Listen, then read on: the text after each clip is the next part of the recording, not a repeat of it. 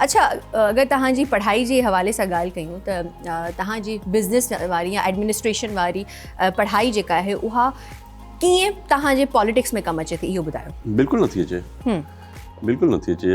In fact मां सम्झां थो मां जे लॉ कयां हा त मूंखे वधीक हेल्प करे हा इन माई पॉलिटिक्स, बट छो त मां I was a good student but I was a lazy student. मां मैथ्स खे अवॉइड कंदो हुउमि, मां लॉन्ग लेक्चर्स पढ़ण खे अवॉइड कंदो हुउमि, इन करे बैचलर्स ऑफ बिज़नेस में अची वियुमि। ऐं स्पेशलाइज़ करण जो टाइम आयो त मां स्पेशलाइज़ न करे सघियुमि, छो त मां वरी अकाउंट्स खां बचंदो रहियुमि, फाइनेंस खां बचंदो रहियुमि। I had a general degree in bachelors, पर मास्टर्स में मां पोइ इंटरनेशनल मार्केटिंग कई। ऐं इरादो हो, मूड हो त आई विल गो इन two business and I had thought of many ideas.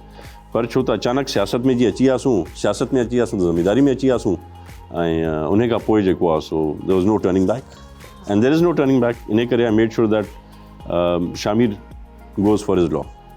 अच्छा, ज़बरदस्त।